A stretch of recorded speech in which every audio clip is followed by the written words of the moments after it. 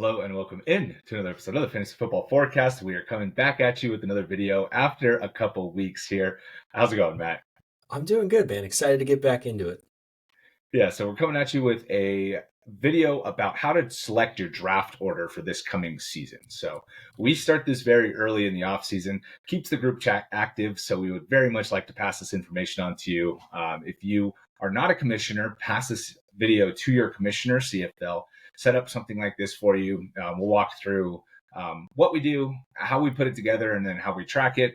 It is a little bit commissioner intensive in terms of staying on people to make their picks and that kind of thing, but also gives you some drafts throughout the off season, like a couple of it's nothing serious. It's just for draft order. And generally it's, giving the advantage to whoever came in last all the way down to the least advantageous for the person who came in first. But it's just a fun thing to keep, your group engaged and, watching other sporting events throughout the off season. We have our draft order selection sheet here. So I put this together as our league's commissioner, and we have kind of like our team members, right? So this is the order that they finished in last year for our draft order selection process, right? And you have total points based on these events that we run throughout the off season. So we'll come back to this one in a second, but just showing you how it works. We all do like a March Madness bracket, for example, right? And then we rank how we finished here. So Craig had the best bracket this past year, so he gets 10 points towards the overall accumulation of points throughout the offseason, right? Gavin and Stevie Mo came in second, so they split the second and third place number of points. And then what we do is we draw in from each one of these sheets along the bottom the total points, and then this column gets ranked by draft position here with this formula, and then that sets our draft order. So it's a fun way to keep people engaged, right? We kick it off with March Madness because everybody's going to be watching March Madness. So that's great. I think that's super fun. Adds a little incentive to watch the games, especially in that opening weekend. It's super fun to be tracking all the games and have something, that you care about a little bit anyways. And then our group are big golfers. So we do all of the majors, horse races, right? We do all the main horse races that we can get in on. Indy 500, we got some people that follow F1 or follow race car driving. Obviously, this is an F1, but F1, I haven't exactly figured out how to score in this type of format, so I haven't included it yet. But that's not to say that you guys in your league couldn't figure out how to do that. And then, we're SoCal guys, so we do include some surfing in here as well, and then the tennis majors that kind of fall between here too. The last type of event we do is the Tour de France. So we have a guy that's really into cycling in our league, and so I kind of like that you can make it custom to your group of friends, right? If you have somebody in your league, like I have in our Dynasty League, we're doing this as well. We're doing a Dynasty startup, so we're doing something similar to this. And one of the guys is a big UFC MMA fan, right? So we're doing the main ticket on the upcoming fight on March 8th. So, there's just fun ways to do this, and anything where you can score, right? So you can see here we all pick players, so then we follow the Tour de France a little more. The guy who's into it is Tyler, right? So he gets a little bit of additional socialization around something he's watching already, which I think is a cool add-on to do the draft order this way, right? So going through picking events all the way up until whenever you want to draft. We usually try and wrap up around the beginning to middle of August, right? Give us a couple of weeks with the draft order before the draft. And overall, you see here, right? Pull in all the points, and then you set a draft position. We pick these in reverse standings every single event, reverse standings from the year before. So Tyler came in last year, and Mike won the league last year, for example, right? And just fill it in for all of them that same way. So the person who came in last theoretically has a little bit of an advantage, but as you can see, he didn't even end up with the first pick, and Mike got all the way up to the sixth pick. So it's not perfect. You just have an advantage throughout the offseason if you came in last for your draft order. So, and then if you have a tie, like you see here between Matt and Gavin, it's just whoever finished lower gets the higher draft pick. So Gavin finished lower the year before than you did. So, he got the seventh and you ended up with the eighth pick. So any comments, anything that you particularly like about this? I know we kind of have tried a bunch of different things for draft order, and we finally settled on this because it seemed like you guys liked it the most. Yeah, so a couple things. So first and foremost, I like that there are certain events that give a big advantage to the person that's picking first, right? So Tyler finished last in our league the year prior. in events like tennis, right? Like he's going to select Carlos Alcaraz. He's going to have a huge advantage versus someone that's picking 10th. Versus like the Masters, for example, Tyler also was at a big advantage. He chose Scotty Scheffler, who ended up winning, but Mike chose Ludwig Ober, who ended up finishing second place in that event. And then the other part too, like you mentioned, with getting into different sports, like you and I follow everything pretty religiously, but there's other guys in our group. Like I remember Hamza, for example, he had never watched a surfing event in his entire life. And, Yeah. he was staying with us for the weekend and he was all locked into, I think that was the year that we did the US Open, but it was just so Yeah. cool to get everyone.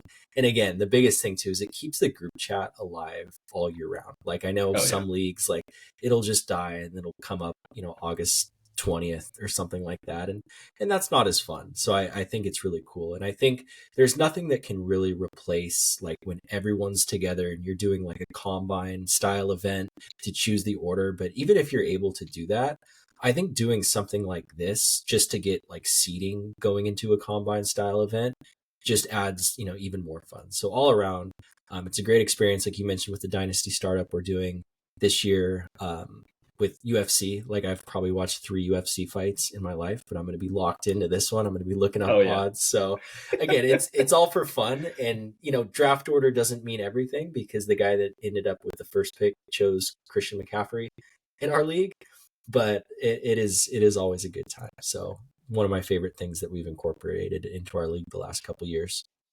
Yeah, and speaking on your combine event thing too, if you only want to do a couple events, right? You want to do March Madness and you want to pick something in the summer, and then you want to have your combine event be like one of your 3 events, right? And you can kind of plug it in. You have an idea of where people are going to be, but you plug that in kind of as your last event. Like that's still very fun, I think, to do.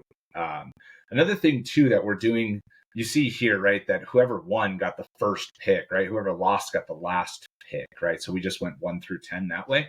In our Dynasty League, we're going to do it a little bit differently where we're going to let whoever finishes first pick their draft order so that you don't have to necessarily say, like, if you win, you get the first pick. You can say if you win, you get to choose where you want to pick and you can go down the list that way. So second would get the second choice, all the way to 10 would just get whatever's left at the end. So there is that option too if you wanted to go that route and add a little bit more variance to where your draft pick could possibly end up through this process. Yeah, I like that too. And specifically for the Dynasty League, like it does prevent tanking because there is a certain point where having the last pick, knowing that you're going to get Genty in the rookie draft, like there is an advantage to that. So having everyone want to play for whatever spot they choose, is a lot of fun. And if, you're watching this video and it's the middle of summer and you're like, crap, I already missed the Masters, the March Madness, like you can just shorten this to any point. So we go really all the way through August. I mean, you can start with the Home Run Derby, then go to the US Open, British Open, things like that. So obviously we don't get the Olympics this year. That was a lot of fun too. Yeah. What we did for the Olympics was a little bit different.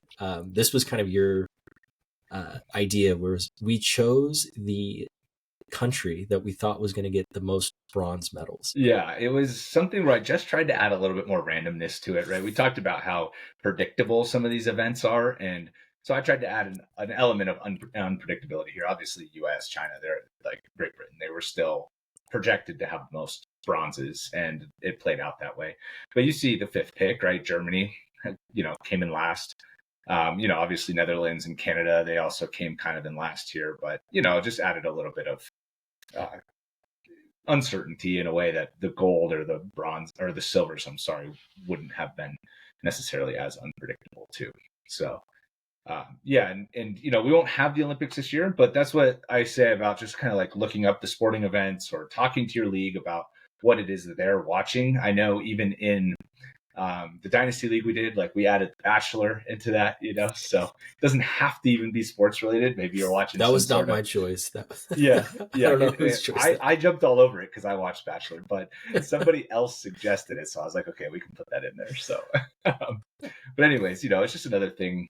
If you have reality TV, or I know the guy that suggested it, he like kind of regretted suggesting it, and then his girlfriend and another friend were helping him with his pick instead of like talking about who he should take. So it gets maybe a little bit discussion even outside of the league itself, if you tell your friends or family or whatever that you're doing it.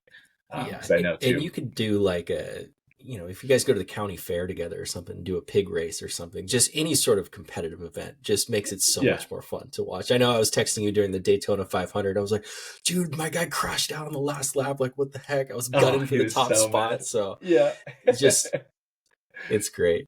It's great. Yeah. And we did Daytona for the Dynasty League as well. And, it just was like, everybody was watching and everybody like two of the cars that we chose came like outside the top 20. So it was like your guy crashed out, but he came in like 23rd instead of 29th. So you still got like 6 or 7 points out of the event. So that made it fun too.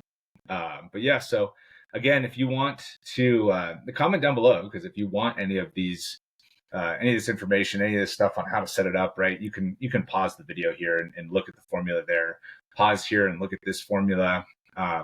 You'll notice too that there is a column hidden here. So this formula requires you to put this column in. So you group them all together, right? And so the A3 to A12 is like marking that it is from group A. And then you take that data from C3 to C12, and then you rank them, right? So that's kind of how it does. And they filter it and give it a number. So again, you can pause on this screen and set it up in your own league if you want. And hopefully this is interesting. This is how we've decided to make a lot of our draft order selections. Obviously, you can do like duck race. I know in the past too, we did a bracket where we did like Super Smash Bros. And we just had the CPUs fight against each other. So we each picked a character and then just had the CPUs fight. So that was kind of fun when we did that. I know we all got together and we kind of did like a cornhole and like ring toss and beer pong event, where we just kind of got together and tried our best to like rank based on that, and so there's so many different ways to do it. But this one, I think throughout the off season, like we've kind of highlighted, really helps keep the group chat going, helps people stay engaged, and helps me, and I know you too, like, be invested in some of these other events in a way that I otherwise wouldn't be. So yeah, I'm super into it. I will definitely champion surfing too before we sign off here. If you guys aren't watching surfing, you should be doing it for just the surfing events that you can find, because the WSL app, the World Surfing League app, is free and they broadcast all of the events, and you can go on at any time while they're surfing and watch these guys surf. They have a very easy way to see how everybody ranks out. And so I definitely recommend that app and watching through, for this purpose, because I think it makes it really fun. So yeah, it's great to watch. And I think surfing got a little bit more exposure this year being in the Olympics, which I thought was really cool. Oh yeah, definitely. All right. And with that, thank you guys so much for watching. We look forward to talking to you guys in the next one. We will be starting our way too early position ranks. I know that kind of came out right at the end of last season for some of the content creators. We're going to start our way too early ranks in the next week or so. We're going to be coming at you with quarterbacks first. So, obviously Superflex focused channel here. We're going to be coming at it with the Superflex rank. I know we had quite a bit different rankings on our quarterbacks going into last year than most sites did, just because there were a lot of boring quarterbacks that get pushed down in consensus ranks, but we're not going to do that. We're going to have those boring quarterbacks up higher, because having assurances like with the Herberts and the Goffs that we had up really high ended up working out for us. So hopefully you'll tune in for that, and we look forward to talking to you in the next one. Later, guys.